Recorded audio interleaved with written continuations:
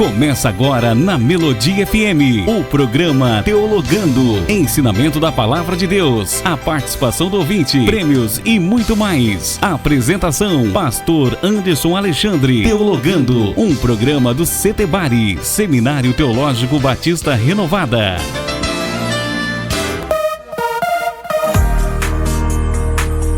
Olá, seja muito bem-vindo, seja muito bem-vinda ao programa Teologando, aqui na Rádio Melodia 100.5 FM, tocando o seu coração, e também na plataforma digital do Spotify, programa Teologando. Bom dia, a paz do Senhor Jesus a todos os nossos ouvintes.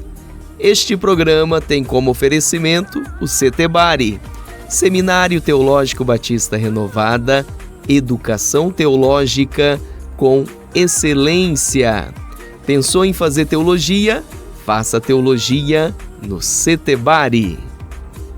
A temática de hoje é a seguinte: o obreiro e as suas atividades. Hoje nós vamos refletir a respeito do obreiro, o obreiro e as suas atividades. Como eu já disse a vocês, eu sou apaixonado pela igreja local. E na igreja local se desenvolve as atividades, os serviços, as ações dos obreiros. E hoje então nós vamos refletir a respeito do obreiro e as suas atividades. Eu, professor Anderson Alexandre, estarei a falar a respeito desta temática. Você está ouvindo Teologando, um programa do CETEBARI, Seminário Teológico Batista Renovada. Você está ligadinha no programa Teologando, aqui na Rádio Melodia 100.5 FM, tocando o seu coração. E hoje com a temática, o obreiro e as suas atividades. A primeira pergunta em que vamos refletir é a seguinte: quais são os tipos de obreiros que existem na obra do Senhor? Olha só, você já parou para pensar a respeito disso? Quais são os tipos de obreiros que existem na obra do Senhor? Eu quero falar pelo menos de 9 tipos. Há pelo menos 9 tipos de obreiros na casa do Senhor. 8 são aqueles que não devemos ser. E o 9º é aquele que nós todos devemos ser. O primeiro tipo é o obreiro bombril. Você já ouviu falar do obreiro bombril? O obreiro bombril é aquele que faz tudo, é aquele que está em tudo, é aquele que se envolve com tudo. Porém, o conselho que eu quero dar para o obreiro bombril é o seguinte: Deus não te chamou para fazer tudo. Deus te chamou para fazer bem feito aquilo pelo qual você nasceu. É necessário que você aprenda a dizer não. É necessário que você entenda que antes de fazer a obra, é preciso estar com o Senhor. É necessário cuidar de você. É preciso cuidar da sua família. Com isso, você não precisa fazer tudo. Você tem que fazer bem feito aquilo pelo qual você nasceu. Além do obreiro bombril, tem também o obreiro VIP. Você já conheceu um obreiro VIP? O obreiro VIP é aquele que gosta do microfone. É aquele que gosta de estar nas melhores posições, nos melhores momentos, nas melhores situações. O obreiro VIP é aquele que não se identifica com os bastidores. Dentre tantos obreiros, o obreiro VIP tem que se destacar, tem que sair na frente. Não, o Senhor nos chamou para servir e não para ser visto. O terceiro tipo é o obreiro turista. Você já conheceu um obreiro turista? O obreiro turista é aquele que não aparece na igreja. É aquele que diz que é membro de uma igreja local, porém não aparece na igreja. É o obreiro turista. O conselho que eu dou é que nós devemos congregar. Antes de nós fazermos a obra do Senhor, nós somos ovelhas e, como ovelhas, devemos ser alimentados, devemos congregar com os nossos irmãos. O quarto tipo de obreiro é o obreiro sabe tudo. O obreiro sabe tudo é aquele que sempre tem uma resposta, é aquele que sempre tem um ponto final, é aquele que sempre tem um parecer, um veredito final para todas as coisas. E nem sempre saberemos tudo. Nós não temos condições de saber de todas as coisas. Por isso que não podemos cair nesse erro de acharmos que sabemos tudo. Ninguém sabe nada que não tenha o que ensinar. E ninguém sabe tudo que não tenha o que aprender.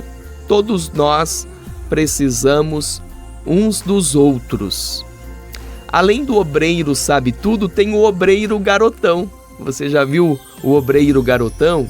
O obreiro garotão é aquele que coloca os pés pelas mãos, é aquele que é afoito, é aquele que sempre atravessa, sempre entra na frente, sempre se apresenta, porém ele ainda é imaturo, toma algumas decisões errôneas, toma algumas atitudes que não convêm com a palavra de Deus, devido à falta de maturidade. Para o obreiro garotão, o conselho é sempre andar conforme a palavra. Para não errar, sempre agir conforme a palavra de Deus. Falar menos e escutar mais e seguir as ordenanças bíblicas. Além do obreiro garotão, tem o obreiro neófito. Neófito é aquele novo na fé, é aquele que ainda é bebezinho, é aquele que ainda não entendeu os princípios elementares da fé cristã, é aquele que ainda deveria estar sentado ao invés de servir, é o obreiro neófito. Sétimo, o obreiro narcisista. Tudo que ele faz, o dele é o melhor. Ele é o melhor cantor, ele é o melhor pregador, ele é o melhor obreiro, ele é o melhor. E que nós não venhamos cair nesse erro. Devemos fazer tudo para a glória de Deus, mas é claro que há sempre pessoas que farão em uma obra algo melhor do que nós. Por isso, a humildade tem que vir adiante, a humildade tem que vir na nossa frente. E por último, dos obreiros que nós não devemos ser, tem o obreiro X9. Você já ouviu falar do obreiro X9 ou você já conheceu o obreiro X9? É aquele que sempre reporta para o pastor tudo e mais um pouco. Tudo e mais um pouco para o líder da igreja local. E é um perigo, porque traz confusão entre os irmãos e deixa a cabeça do pastor perturbado. Tem gente que é especialista em perturbar a cabeça do líder. E esse é o obreiro X9. Ele não se contenta, ele até justifica, olha, não é uma fofoca, mas eu preciso trazer para você o que está acontecendo. E sempre traz ali as informações indevidas, as informações que não cabem a ele. Se de um lado temos os obreiros pelos quais nós não devemos ser, do outro lado a Bíblia nos apresenta o obreiro que devemos ser. O nono, o obreiro aprovado. Segundo a carta de Paulo a Timóteo, capítulo 2, verso 15, nós temos aqui o texto bíblico: procura apresentar-te a Deus aprovado, como obreiro que não tem de que se envergonhar, que maneja bem a palavra da verdade. Que eu e você sejamos obreiros aprovados do Senhor. A palavra grega dokimos significa aprovado. A palavra grega dokimos significa passar por uma prova e ser aprovado. E é justamente isso que Paulo diz aqui, em 2 Timóteo 2,15. Procura apresentar-te a Deus como aquele que fez uma prova e foi aprovado. A palavra grega adokimos significa reprovado, ou seja, aquele que fez uma tarefa, porém foi reprovado. O Senhor procura obreiros que sejam aprovados e não reprovados, como obreiro que não tem de que se envergonhar. A palavra grega ergates, que significa obreiro, no grego ergates traz a ideia de trabalhador. O obreiro foi chamado por Deus para trabalhar e não para dar trabalho. Você, como obreiro, você trabalha ou você dá trabalho para a sua igreja local e para o seu líder? E a palavra maneja no grego é ortotomel. A palavra grega ortotomel significa cortar retamente. Paulo diz que esse obreiro aprovado, ele precisa manejar bem a palavra ao ponto dele cortar retamente a palavra da verdade. Possivelmente Paulo faz aqui uma alusão ao seu trabalho, ao seu ofício. Ele era fabricante de tendas, conforme Atos 18, verso 3. E era necessário, como fabricante de tendas, cortar de modo preciso as colchas, para depois costurar as colchas de retalhos e fazer uma tenda. Era necessário fazer um corte reto, um corte preciso. E Paulo diz que esse obreiro tem que fazer uma interpretação correta, precisa da palavra da verdade. É bem verdade que se um membro diz algo, é uma coisa. Mas se o obreiro afirma algo e isso não é correto, não é verdadeiro, a complexidade de consequências é terrível. Portanto, que você seja um obreiro aprovado, que eu e você sejamos obreiros aprovados do reino de Deus. Você está a acompanhar o programa Teologando aqui na Rádio Melodia 100.5 FM, tocando o seu coração, hoje com o tema O Obreiro e as Suas Atividades. Nós já vimos a respeito dos tipos de obreiros que existem na casa do Senhor. E agora eu quero ver com cada um de vocês a respeito do surgimento do diaconato, a instituição dos diáconos. Atos dos Apóstolos, capítulo 6, do 1 ao 7, nos fala a respeito do surgimento do diaconato. A palavra diácono vem do grego diakonós, que significa servir, servir à mesa. Olha só o que o texto bíblico diz. Atos 6, do 1 ao 7. Ora, naqueles dias, multiplicando-se o número dos discípulos, houve murmuração dos helenistas, ou seja, judeus que falavam em grego, judeus que moravam fora de Israel, contra os hebreus, judeus que moravam em Israel e falavam em hebraico, porque as viúvas deles estavam sendo esquecidas na distribuição diária.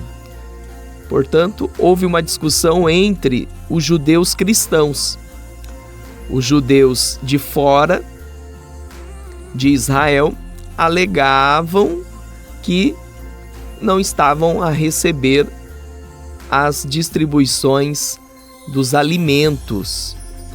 Então, os apóstolos, os 12, convocaram a comunidade dos discípulos e disseram: não é razoável que nós abandonemos a palavra de Deus para servir as mesas. Mas, irmãos, escolhei dentre vós 7 homens de boa reputação, cheios do Espírito e de sabedoria, aos quais encarregaremos deste serviço. E quanto a nós, nos consagraremos à oração e ao ministério da palavra. E assim, então, por uma direção do Espírito, eles elegeram Filipe, Prócoro, Nicanor, Timão, Parmenas, Nicolau e Estevão. Foram os diáconos que a igreja elegeu. Diante disso, eu vejo aqui Atos 6, verso 3, 3 particularidades, 3 exigências desses novos diáconos. Atos 6, verso 3. Mas, irmãos, escolhei dentre vós 7 homens de boa reputação. Boa reputação fala primeiro da seguinte particularidade: moral.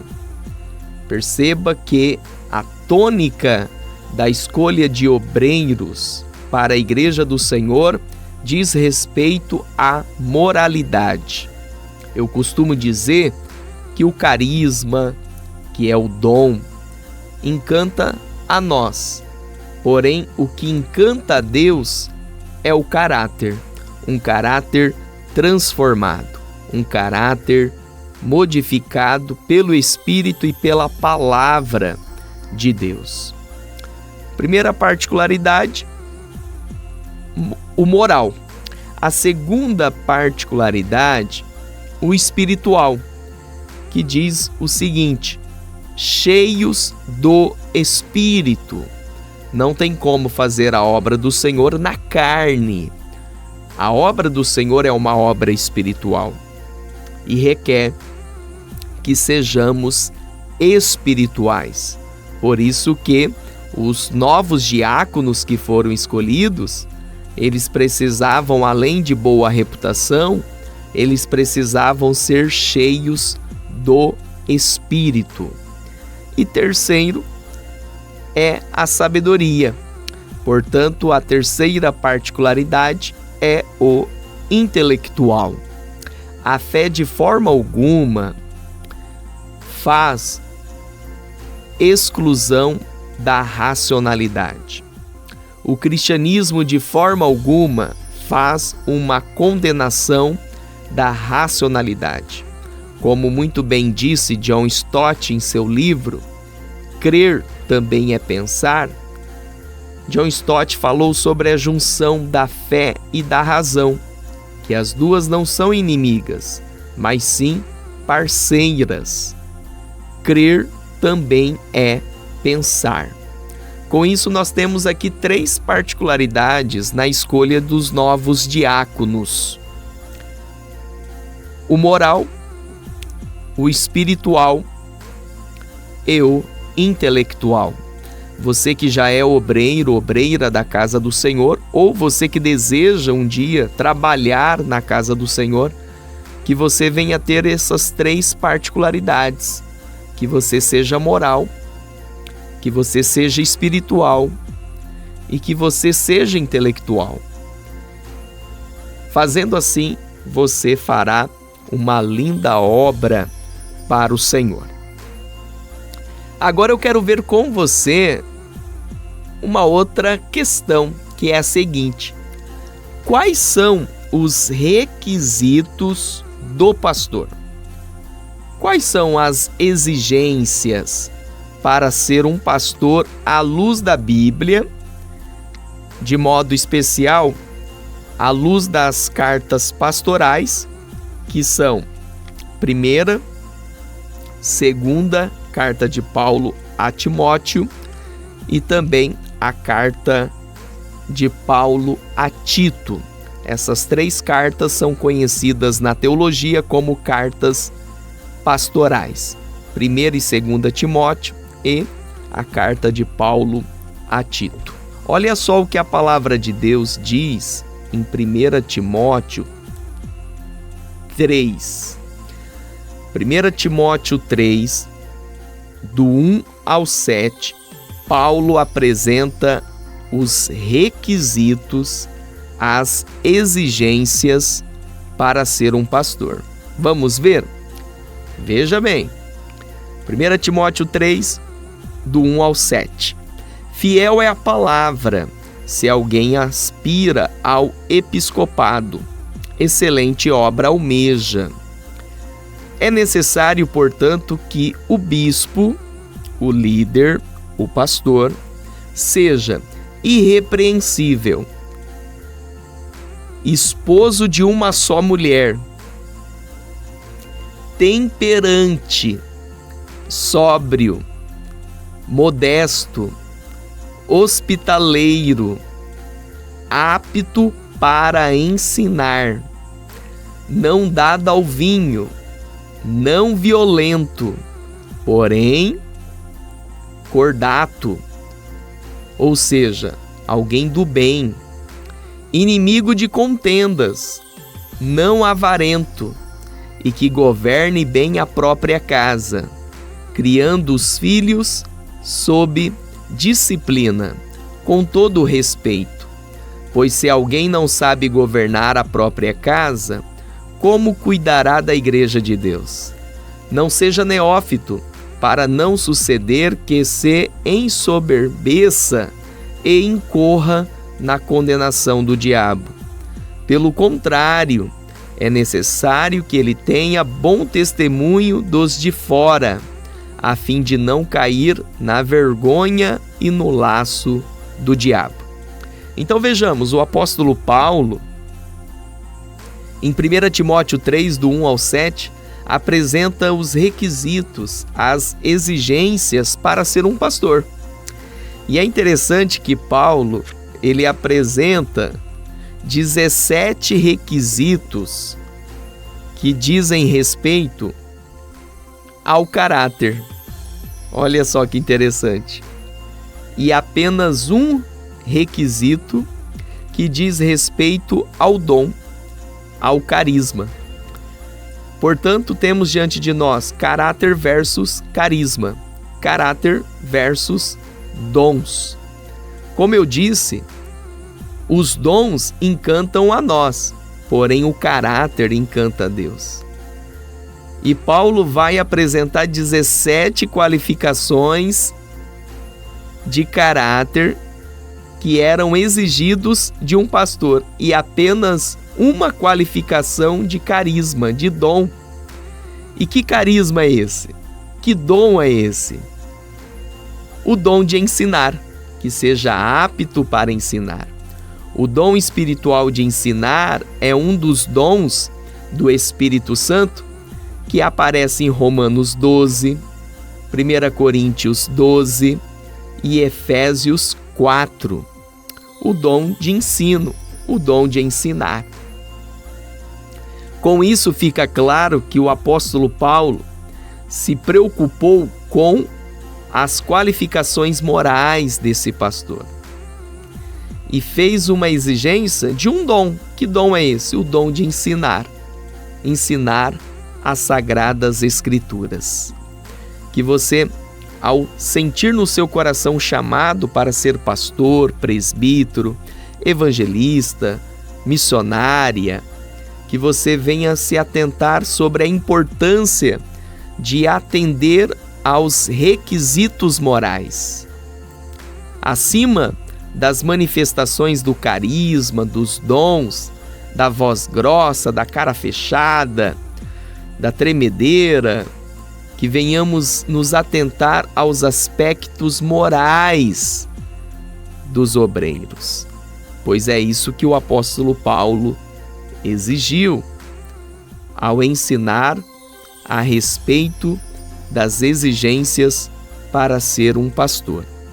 Agora vamos ver então as exigências para ser um diácono. Ainda em 1 Timóteo capítulo 3, nós vamos ver o verso 8 ao verso 13, agora a respeito dos diáconos.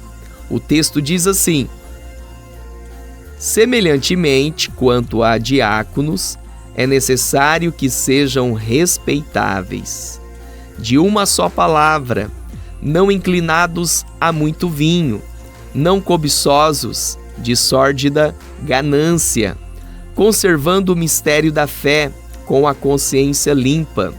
Também sejam estes, primeiramente, experimentados, e se mostrarem irrepreensíveis, exerçam o diaconato. Da mesma sorte, quanto a mulheres, é necessário que sejam elas respeitáveis, não maldizentes, temperantes e fiéis em tudo.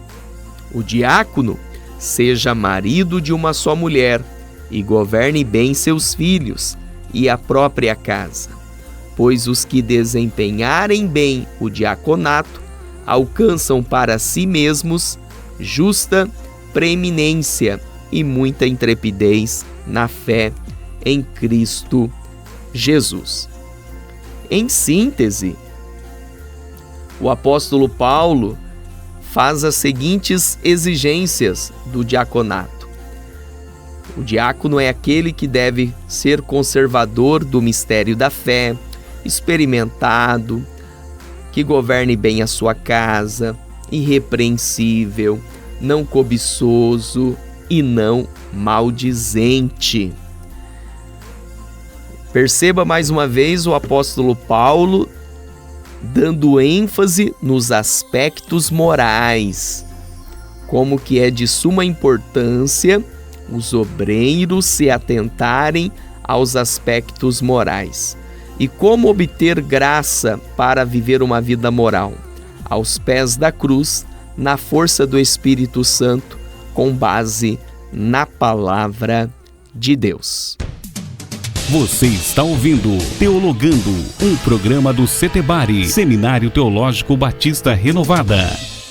Você está ligadinha no programa Teologando, aqui na Rádio Melodia 100.5 FM, tocando o seu coração. Eu sou o professor Anderson Alexandre e juntos nós estamos a refletir a respeito da seguinte temática: o obreiro e as suas atividades. Vamos então para a última questão do nosso programa, que é a seguinte: quais são as atribuições do obreiro na obra do Senhor? Vamos lá então. Primeiro, chegar antes do início do culto para verificar as condições e toda a estrutura do templo. Isso é muito importante. O obreiro precisa chegar 1 hora antes para verificar as cadeiras, as luzes, os banheiros, os ventiladores, o som, arrumar os instrumentos e outras particularidades do altar e do púlpito e assim por diante. O obreiro, ele precisa deixar a igreja toda organizada para que os membros cheguem e as coisas estejam nos seus devidos lugares. O pastor, automaticamente, ele está voltado para a pregação, para a oração, para o ensino, para a ministração. E os obreiros são facilitadores, são aqueles que vão auxiliar o pastor titular, o pastor da igreja local, ao chegar mais cedo e colocar todas as coisas em ordem. Esta é a primeira atribuição dos obreiros. A segunda atribuição dos obreiros: estar em condições de iniciar o culto, no impedimento do pastor local ou da pessoa que havia sido designada. Além de realizar orações ou trazer uma reflexão acerca da palavra de Deus em ocasiões especiais. É importante que os obreiros entendam que também eles podem servir na abertura do culto, na direção do culto, na ministração de uma palavra e na oração final. Sempre é importante os obreiros andarem preparados. Na ausência, na falta, no impedimento da chegada do pastor titular, os obreiros podem dar continuidade e assumir as respectivas funções para que o culto aconteça. A terceira atribuição dos obreiros: receber de maneira cortês e alegre todos os irmãos e visitantes que adentram na igreja local.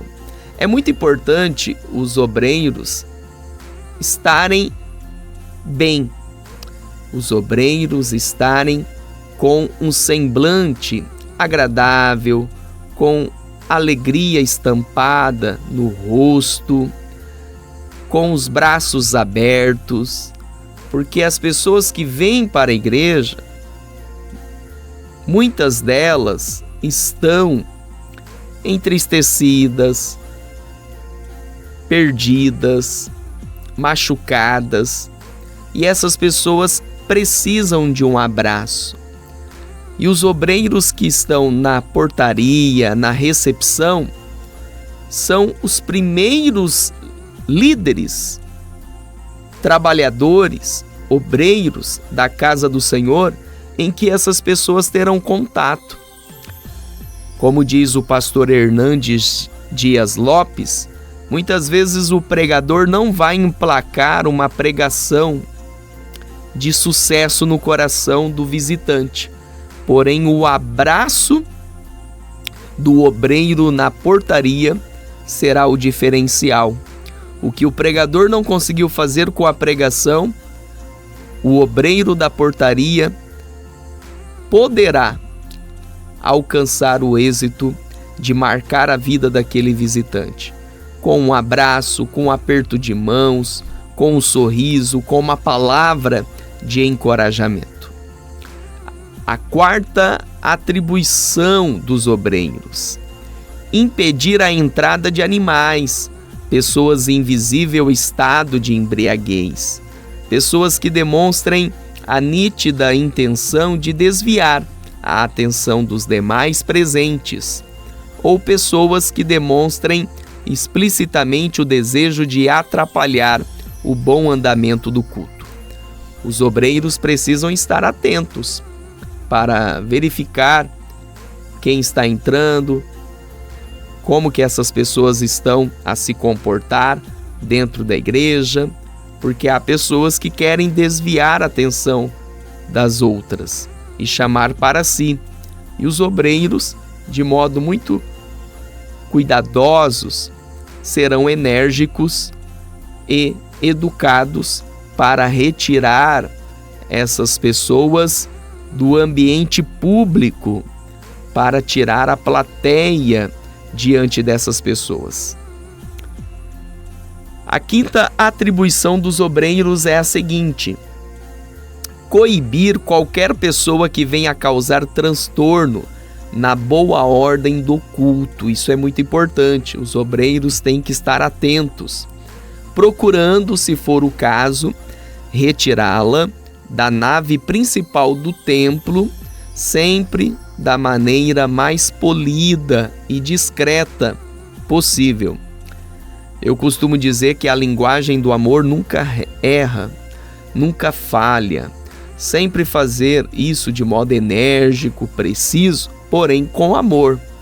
Sempre numa linguagem do amor, mas é necessário tirar a pessoa que esteja querendo atrapalhar a boa ordem do culto.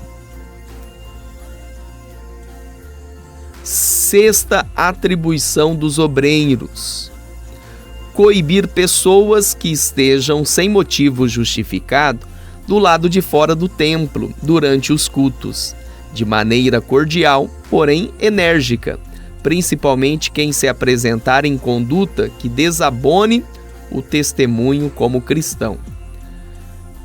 Se os obreiros fizerem isso, o pastor da igreja local vai agradecer. Sempre que você vê pessoas conversando pelo lado de fora da igreja, de modo muito amoroso, porém enérgico, preciso e sincero, convidar essas pessoas para adentrarem, para que essas pessoas sejam abençoadas com a palavra e com a presença de Deus na igreja local. A sétima atribuição dos obreiros é a seguinte: nos momentos de oração, quer seja pelos que estão se convertendo ou pelos membros da igreja, deverão dar a devida cobertura a quem está à frente do trabalho, impondo as mãos sobre o público-alvo e conduzindo-os para o local que lhes for determinado. Ou seja, sempre estar atento para orar, interceder e auxiliar o pastor da igreja local. A oitava atribuição dos obreiros: deverão, quando do término da reunião, fiscalizar e auxiliar a devida arrumação do templo, bem como a guarda de qualquer material que deva ser recolhido, acionando os responsáveis para tal. Então, sempre ver se ficaram utensílios dos membros, fechar a igreja, desligar as lâmpadas, sempre olhar em todas essas questões, que encaixa bem a nona atribuição dos obreiros, que é a seguinte: auxiliar a administração da igreja, no sentido de que haja a maior economia possível quando aos gastos com a água, com a energia, com o telefone, bem como contribuir ativa e passivamente com a segurança do templo. Os obreiros precisam estar atentos a esses detalhes. 10º, deve ser alguém com maturidade espiritual, pronto a respeitar e acatar ordens da liderança superior. Ou seja, sempre respeitar a liderança. Princípio da honra.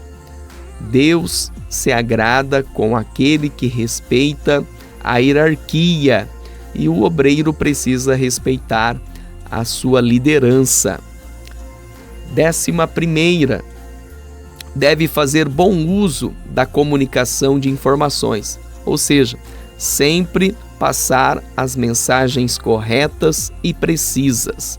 E para finalizar, 12ª, deve se limitar a decidir dentro do poder e área que lhe cabe. Ou seja, o obreiro precisa cuidar do seu departamento, do seu ministério, da função que lhe cabe e não interferir em outros departamentos, em outros ministérios, porque para cuidar de todos os departamentos tem o pastor que já está à frente deste trabalho. Pois bem, este é o programa Teologando e no dia de hoje nós refletimos a respeito do obreiro e as suas atividades. Se você deseja rever este programa e também outros, é só acessar o canal do Spotify, Programa Teologando, e você encontrará este programa, o de hoje, e também os anteriores. Eu sou o professor Anderson Alexandre, vou ficar por aqui e até mais com a graça de Deus. Você acabou de ouvir o programa Teologando. Volte nos ouvir no próximo sábado.